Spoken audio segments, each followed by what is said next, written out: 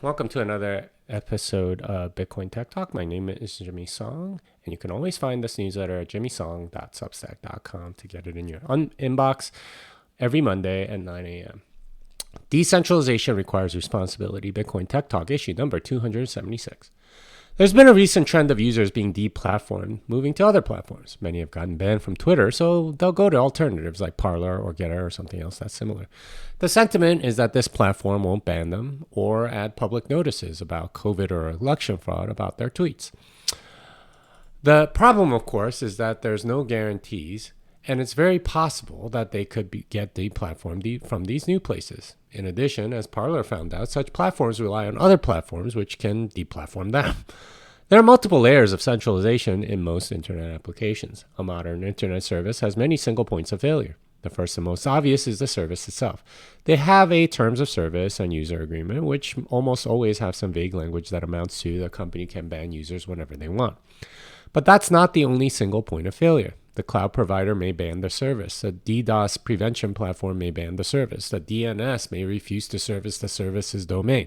The content delivery provider may refuse to service queries for that service.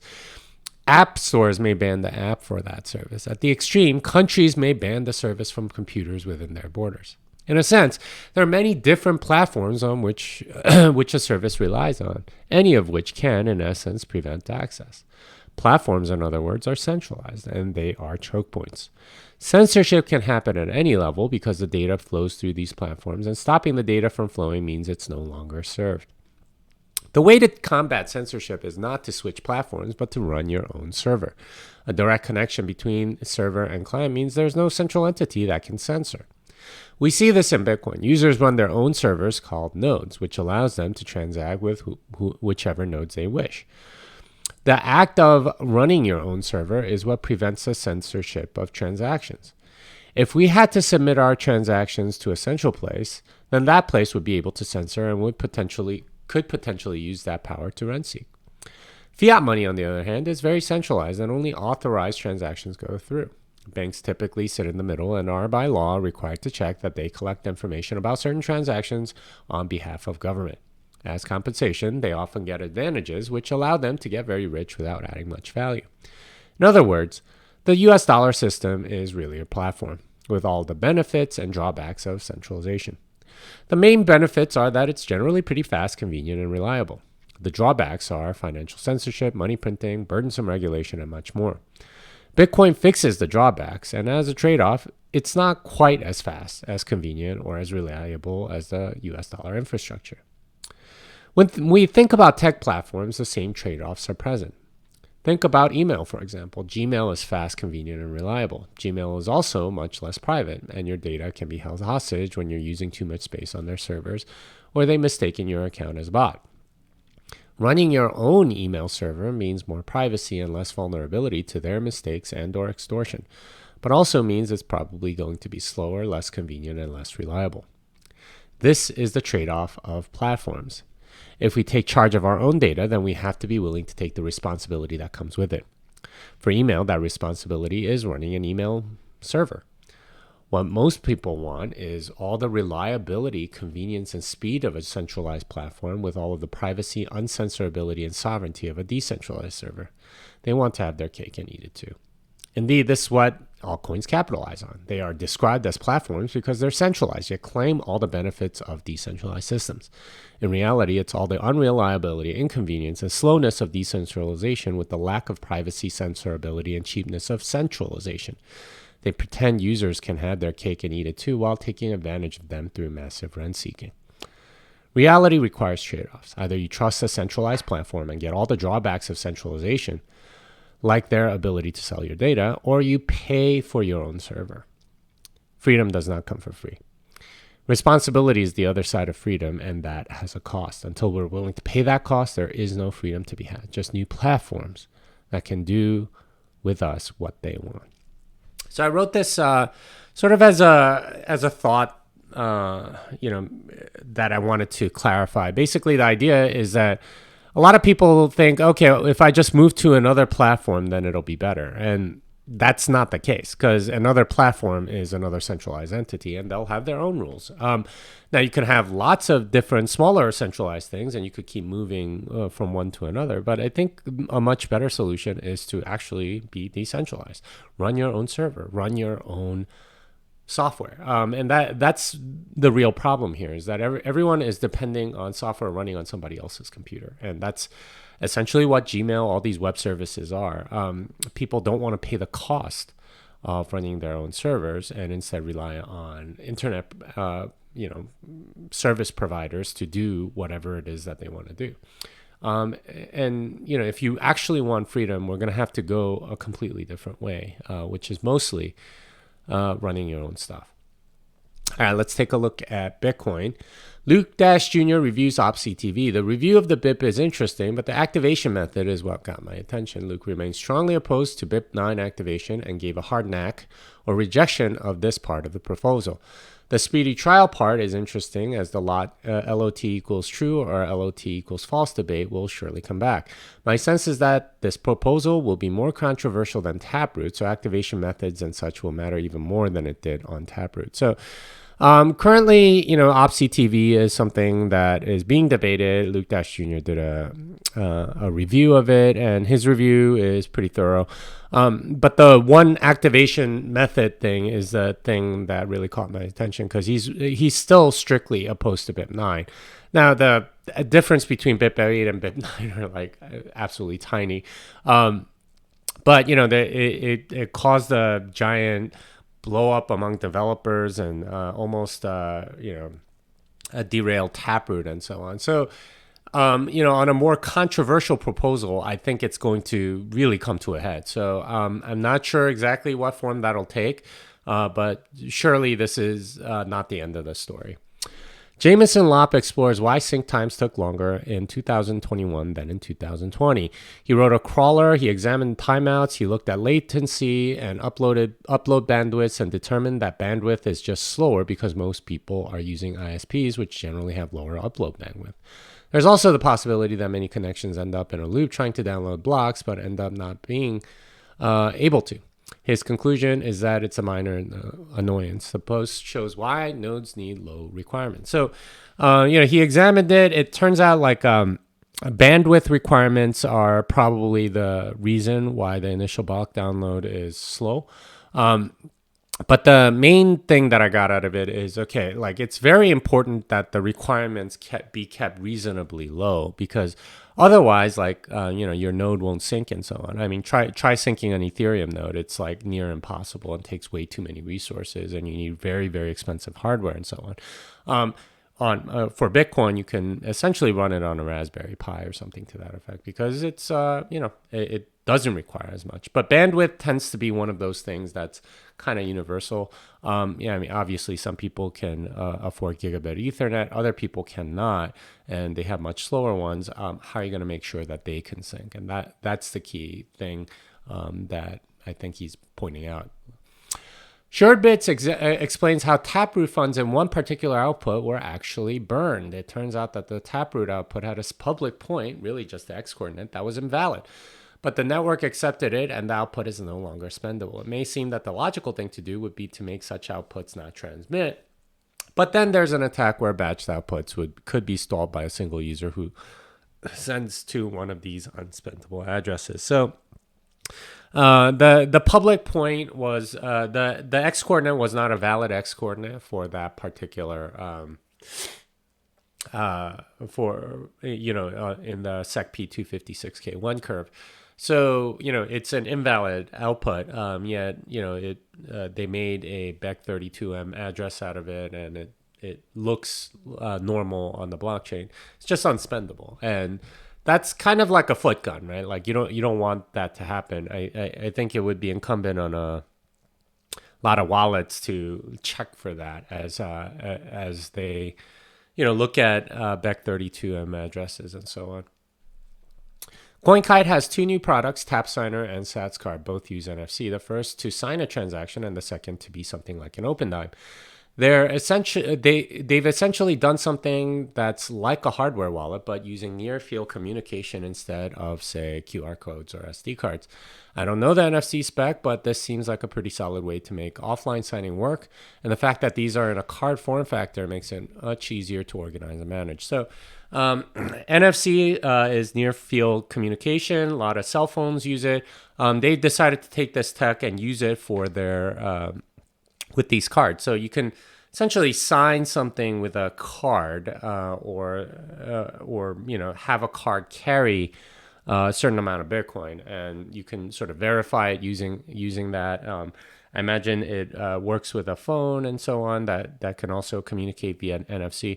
It's a really interesting idea, and it opens up a whole new deck of possibilities. Lightning. All right. Pleb Pay is a simple paywall using Lightning. Here's a quick demo. I'm surprised no one has really done this yet with Lightning, as this seems like an obvious way to deliver digital goods. Selling a PDF book, software license, or an MP3 song would seem like ideal use cases for something like this. Of course, this requires a server that can serve up the content, so perhaps that's a limitation. So, Pleb Pay, it's basically a little paywall, and you can paywall pretty much anything, and it's sort of like a proof of concept at the moment. But it's a really good idea. You can have little pieces of content that would be too bothersome, for example, to go and search out somewhere else, especially if it's like insanely cheap. And that I think is the right way to do it, especially as a way to grab like large files or something like that, which requires some bandwidth, which costs money. Simple Lightning is a newsletter for Lightning Network development. This is a more technical newsletter than your typical Lightning Network newsletter, as it goes through individual pull requests, much like the Bitcoin Optech is for Bitcoin. I've subscribed and encourage you to as well. It's a cool newsletter by a couple people in Austin, Anthony Moraning and Chiara Robles, both from Blockstream. Pretty good to understand sort of Lightning stuff that's going on.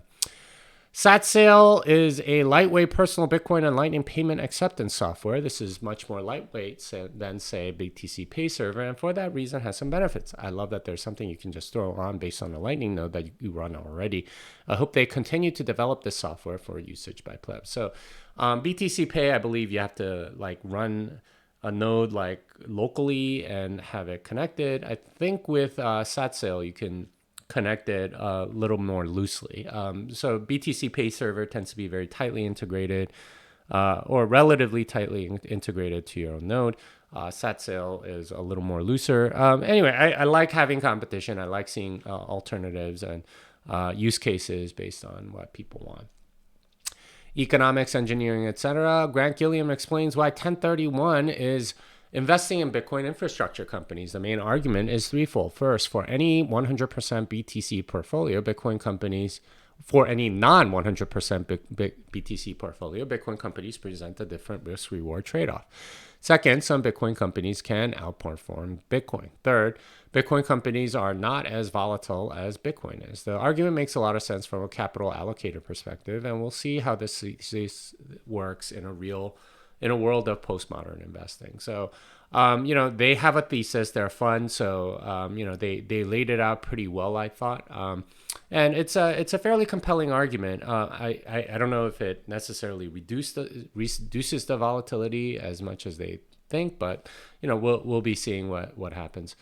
Lynn Alden eviscerates ESG. As she states, so much of what passes for being beneficial to ESG is really only virtual signaling with little to no actual impact. Her main point is that such virtual signaling is essentially a tax on production, as a company can be ESG compliant without actually doing anything real good. In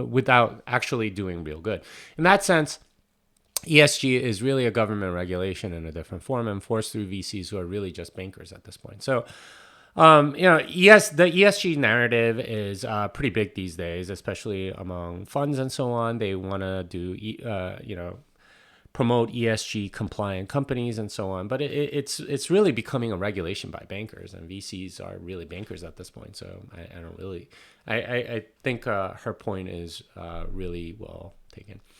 Stefan Livero opines on being a digital nomad on Bitcoin. He lays out the pros and cons pretty fairly, going through why someone might want to do this and why someone may not.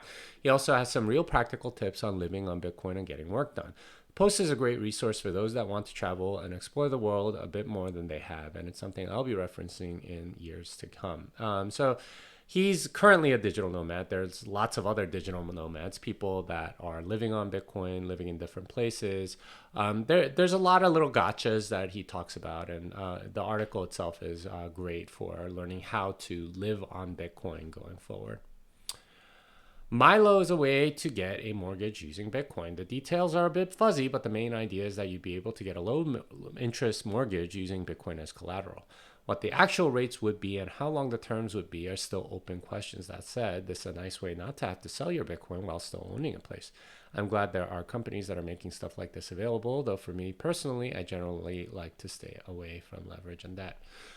So the idea here is that you can use Bitcoin as collateral for a mortgage, and should you not make your payments or something like that, or they'll liquidate your Bitcoin and pay off, whatever. That way you can have possession, and you can do what you want to do with that house, not have to sell your Bitcoin, which is pretty important to a lot of people. So an interesting idea, but for me, it's kind of a form of leverage, maybe debt. I don't know. It's a little bit tricky for me. Also, it's all in beta. I don't think there's anything public yet, but it is interesting nonetheless. Tantra Labs is closing down operations. This is one of the many Bitcoin interest-bearing account providers who, if you custody Bitcoin with them, will return some percentage interest in Bitcoin. The company apparently operated on the assumption that the GBTC premium would stay high forever, which hasn't been true for almost a year now. As a result, they're going to be shut down. I've always thought services like this were too good to be true, and as far as results go, this one didn't end nearly as badly as it could have.